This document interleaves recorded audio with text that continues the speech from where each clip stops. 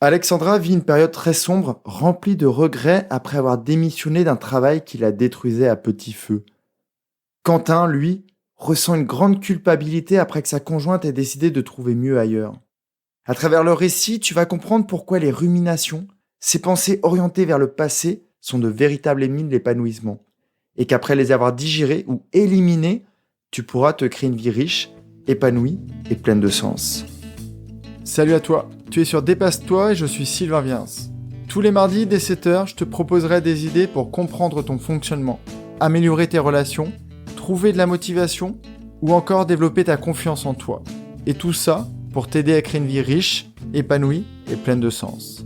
Si tu ne veux rien louper et profiter de tout ce que j'ai à t'offrir, je t'invite à t'abonner à la newsletter sur mon site sylvainviens.com.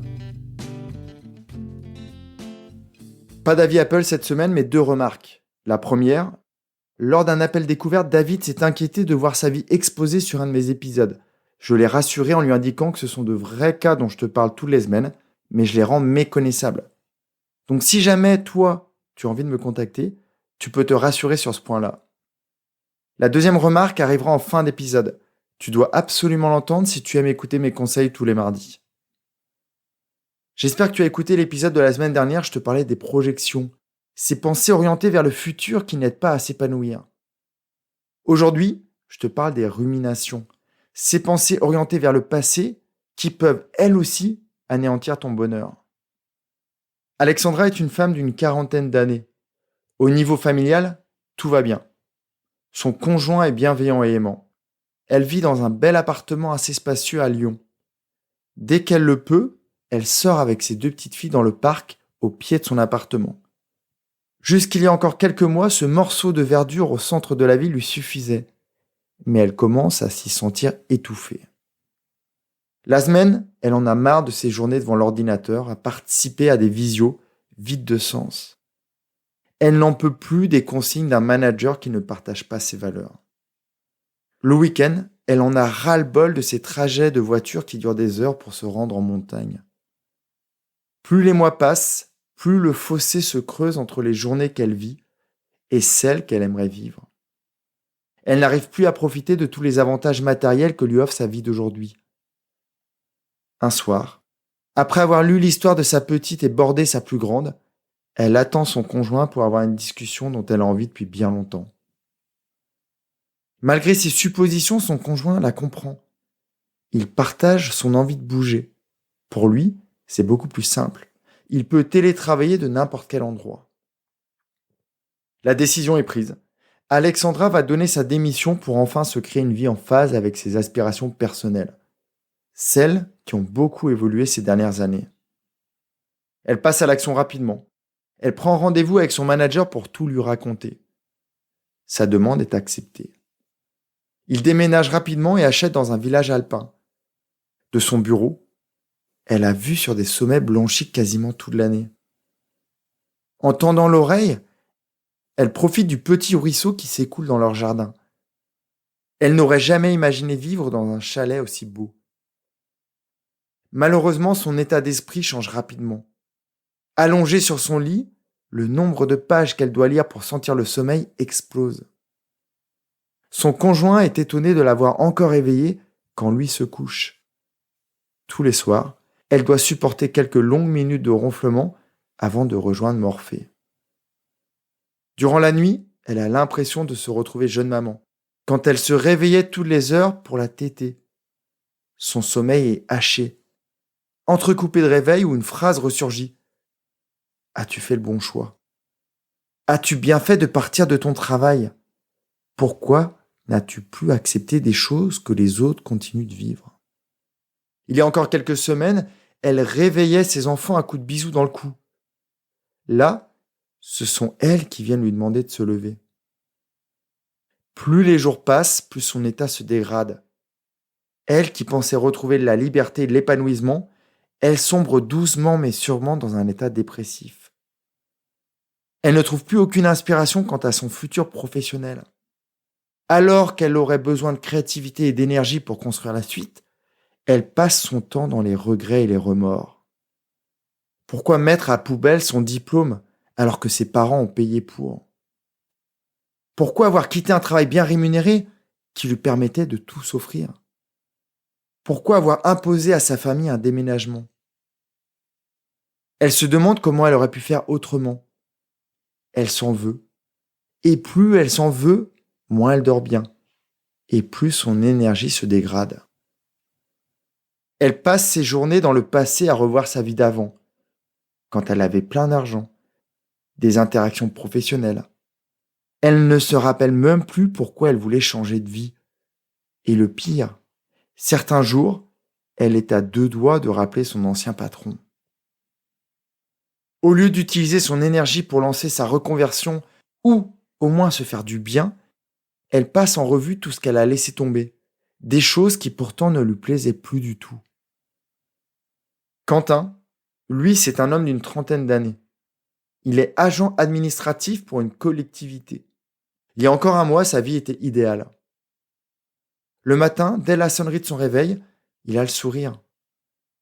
Après avoir embrassé son amoureuse, il va dans l'entrée enfiler ses baskets et il sort profiter de son village encore endormi. Sur le chemin du retour, il aime passer par la boulangerie pour ramener un petit truc à Julie. Après la douche, direction le travail. Son rituel professionnel est très bien cadré. Passer la tête dans le bureau de chacun de ses collègues et leur lancer un bonjour amical. Passer par la machine à café pour prendre son cappuccino sans sucre. Et puis, il s'installe à son poste et découvre avec intérêt ses activités de la journée. À 17h, c'est retour vers la maison, avec l'excitation de retrouver son amoureuse, pour partager avec elle sa journée, lui raconter les bruits de couloir, les dossiers sur lesquels il a travaillé. Tout est parfait. Quentin est épanoui et se sent super bien dans son train-train quotidien. Malheureusement, ce n'est pas le cas de Julie. Elle ne lui en a jamais parlé, et lui n'a rien vu venir. Un jour comme les autres, après une journée bien chargée, Quentin quitte son bureau et rentre. Mais Julie n'est pas là. Sur la table de la cuisine, une lettre de plusieurs pages. Si tu avais assisté à la fin de la lecture, tu aurais vu Quentin, assis sur le sol, pleurant toutes les larmes de son corps. Par chance, il est très entouré. Ses amis et famille l'aident du mieux qu'ils peuvent. Mais Quentin ne remonte pas la pente. Il ne sort plus le matin et son état physique s'en ressent. Il ne cuisine plus. À quoi bon? Il est seul. Le matin, son parcours professionnel a complètement changé. Ce sont ses collègues qui passent le voir dans son bureau. Du matin au soir, il ressasse le passé. Il n'a aucune rancœur. Il aime toujours profondément Julie. Il ne lui en veut même pas, mais il essaye de comprendre les raisons de son départ. Il se dit qu'il aurait pu rester couché auprès de Julie le matin, que c'était peut-être un peu égoïste d'aller courir. Il se demande si à la viennoiserie, il n'aurait pas pu ajouter une rose ou une autre attention.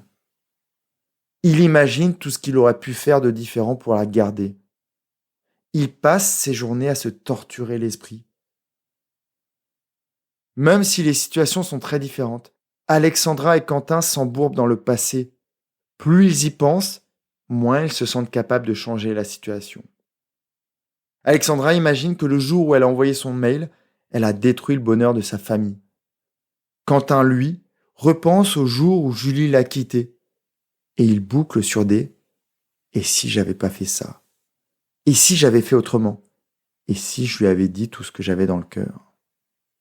Je dis dans le courrier, je t'expliquerai pourquoi et comment Quentin a ressorti la tête de l'eau, bien plus rapidement qu'Alexandra. Je ne sais pas si tu as déjà connu ce sentiment, ce moment où tu n'as plus aucune lucidité et tu boucles sur ce que tu aurais pu faire de mieux, ce que tu aurais pu dire de différent, ou tu boucles sur ce moment où tu remets en cause des décisions prises légitimement. Quand tu fais ça, tu t'embourbes dans un problème insolvable. À moins d'avoir une voiture à remonter le temps sous la main, tu n'y retourneras pas et tu ne changeras rien. La seule chose que tu peux faire, c'est de tourner la page, de sortir ta plus belle plume et d'écrire le prochain paragraphe de ta vie. Quand tu rumines, tu n'avances pas vers la solution. Tu gaspilles de l'énergie pour réécrire une histoire figée. Tu te fais du mal en te torturant l'esprit. Et surtout, tu en rajoutes. Tu es dans une situation qui n'est pas simple et tu rajoutes des peurs, de la culpabilité, des remords ou des regrets comme Alexandra. Mais alors que faire pour t'en sortir ? Déjà, tu dois identifier que ta pensée est une rumination. Et puis te demander en pleine conscience, est-ce que cette pensée me met dans un état ressourçant ? Un état qui m'offre l'énergie pour changer ? Est-ce que cette pensée m'oriente vers une solution ? Tu dois comprendre que comme les projections, comme le sujet qu'on a abordé ensemble la semaine dernière, les ruminations sont des pensées stériles qui n'apportent aucun carburant à ton véhicule du changement. À chaque fois que tu te sens embourbé, tu peux te dire une phrase. Stop, je reviens ici et maintenant pour trouver une solution. Le plus simple dans ces moments-là, c'est de te mettre en action. Et la plus simple que j'ai envie de te conseiller, c'est d'aller marcher en pleine nature. Retrouve la créativité en profitant de l'odeur des fleurs ou des arbustes, en t'émerveillant de la splendeur de ce chêne ou de ce sapin qui t'entoure, en t'extasiant devant les sons de ce rouge-gorge, peut-être le bruit du vent dans les arbres. Reviens dans le moment présent pour profiter de son calme, de son énergie pour continuer le chemin. Avant de te quitter, je reviens sur mon message personnel. Sur les semaines à venir, je vais me focaliser sur les personnes que j'accompagne et sur la suite de cette belle aventure. La fréquence des épisodes va donc changer. Il y aura un nouvel épisode tous les 15 jours, toujours le mardi matin. Et entre chaque épisode, une lettre privée, qui ne sera plus envoyée le jeudi mais le mardi. Tu continueras donc toujours de recevoir mes conseils toutes les semaines. Je ne te dis pas pour combien de temps car je n'en ai aucune idée. Mais si tu ne veux rien louper, rejoins-moi tout de suite sur le courrier. Le lien est dans les notes. En attendant, passe une superbe journée en pleine conscience. Prends vraiment bien soin de toi. Bye bye. Si cet épisode t'a appris quelque chose, n'hésite pas à en parler autour de toi. Dis-toi qu'à chaque fois que tu m'aides à le diffuser, tu fais tous les jours un peu plus pour aider tes proches et influencer positivement les gens qui nous entourent. Je te remercie très sincèrement pour ton écoute et je te souhaite vraiment le plus beau pour la suite.